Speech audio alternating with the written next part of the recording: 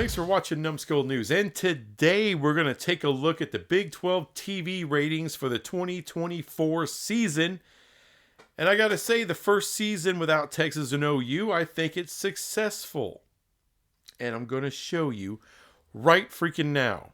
To me, the mark of a successful conference is how many teams do you have that are somewhere north of 1 million viewers per week on average. And by the way, I get these numbers from Medium. They do a list every year, college football TV ratings every year. You can go look it up yourself. I didn't make these numbers up.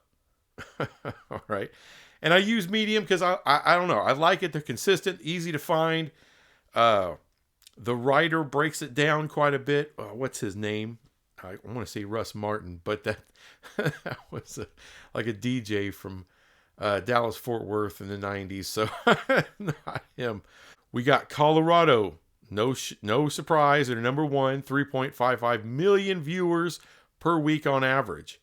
Now that's down a little bit from last year, and you know, if you saw any of my videos about the Big 12 TV ratings last year, about Colorado's TV ratings, you know that, you know, I kind of predicted this. I was like, you know, look, the newness of Coach Prime is going to wear off a little bit, so the number will come down, but it didn't come down a shit ton. You're still talking 3.55 million viewers a week. I believe Colorado still ranks in the top 10, I believe, somewhere in there. Anyway, the number 2 team, which is surprising, Kansas State, 1.38 million. Why I say it's surprising is because usually Kansas State, they have trouble getting over that million mark. They're usually overshadowed by whether it's Kansas or the Kansas City Chiefs, whatever it is, small market team, they have some trouble with that. But this year, they kicked ass. There were expectations, and they were still a good team. And next year, there's going to be even more expectations. So I think that number has a possibility of going up. Number 3, Kansas, 1.22 million viewers per week on a crappy freaking year. But here's the thing, people. Every week, Kansas was exciting to watch. Yeah, they kept losing games. But how many times did they have a fourth quarter lead? Almost every time. Every freaking game was a nail-biter, dude. So, great drama with Kansas, and that created good TV viewership. Number 4, Utah. Despite the team sucking, the Utah Ute fans showed up for their team. And I want to say this, too. There was probably some hate watching from Big 12 fans wanting to see Utah lose, and they were not disappointed. Number 5, BYU. Folks, these freaking BYU fans show up. It's a national contingent. 1.15 million viewers per week. They had a great year.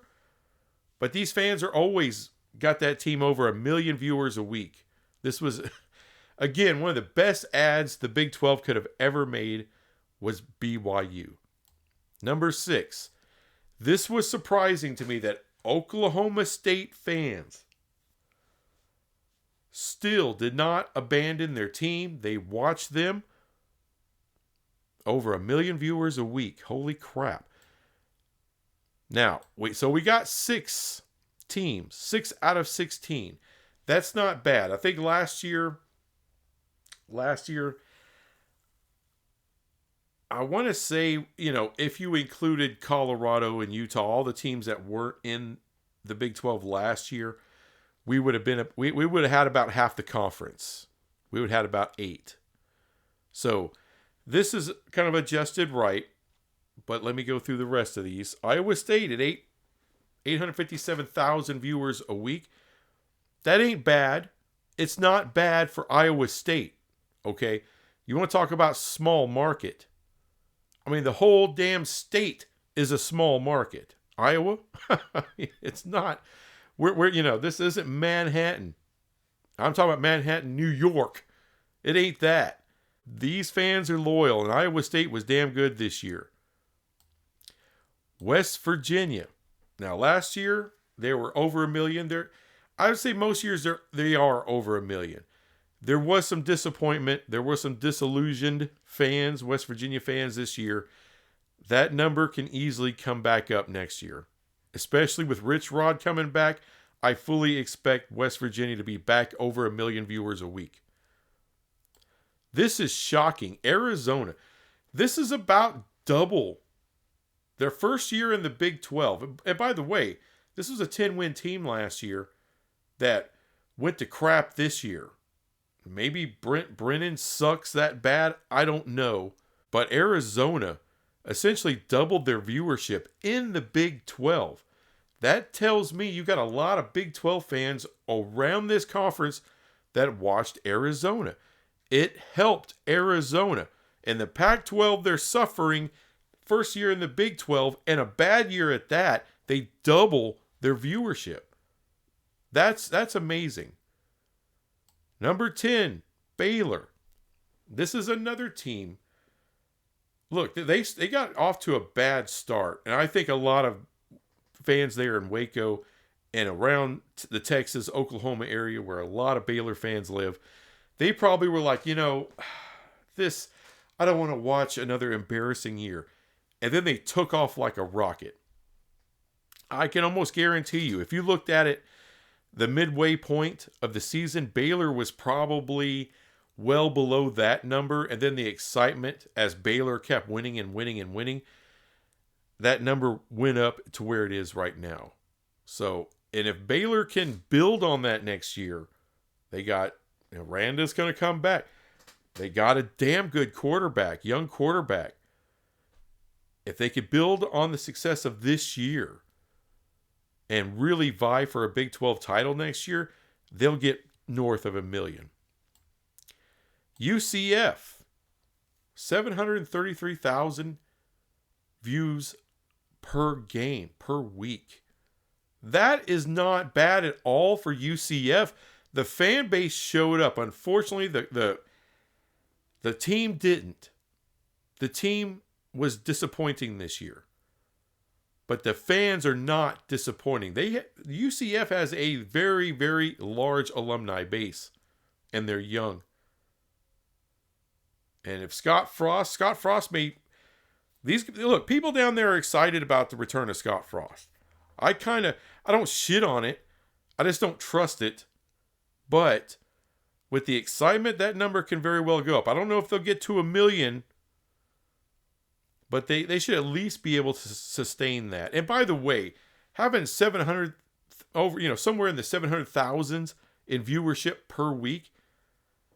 Look, that's more than, shows like First Take, ESPN shows. That's more than most shows on cable networks get on average per show. Let's keep that crap in mind. This isn't back in the day, all right, where successful shows are having millions of viewers per episode. That ship is sailed. That doesn't happen on network TV anymore. That's why linear stuff is kind of struggling right now. Anyway, TCU. This was disappointing. Even though, 700,000, they're in the 700,000 club here. It's not bad. It's not great. TCU is normally over 1 million, sometimes well over 1 million viewers per week on average. They fell back some. I kind of understand you didn't make a bowl game last year, wasn't very successful. And again, just like Baylor, you got off to that rough start. And then you started clipping off some wins. You finished the season 8-4. That's probably why you're that high. So the same thing I said about Baylor is probably true for TCU as well. And I fully expect them to be a hell of a lot better of a team next year. You found your quarterback. You can win. You found out this year, this team found out this year, hey, we don't suck, we can win. I fully expect them to be one of the top teams next year and to get that viewership way up.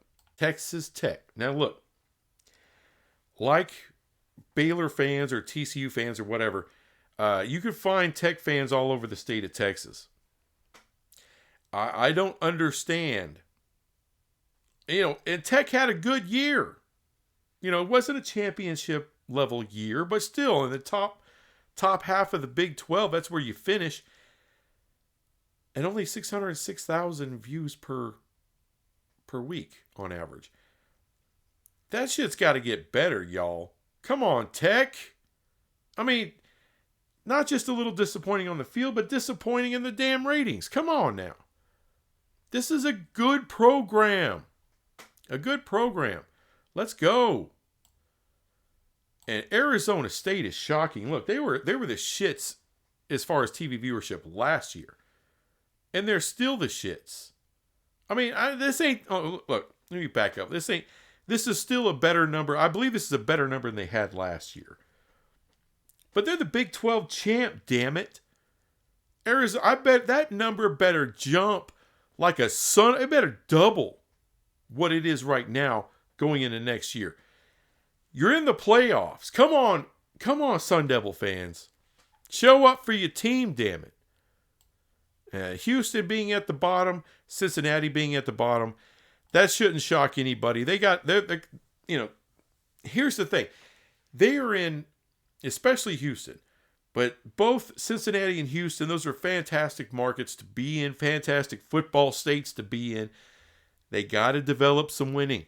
They got to get a little tradition going of competing.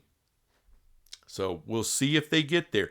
But if they can put it together, they'll get good ratings. So right now, this new Big 12, 16-team Big 12, the way it stands right now, really, none of this is disappointing. This is really good. You can sell this. If this is your baseline, there's a ton of room for growth. Like I said, this is the first year of this conference. Sans of blue blood. No blue blood. This is good. This is really good. Anyway, thanks for watching this crap, and I'll be back with some more crap later. Bye.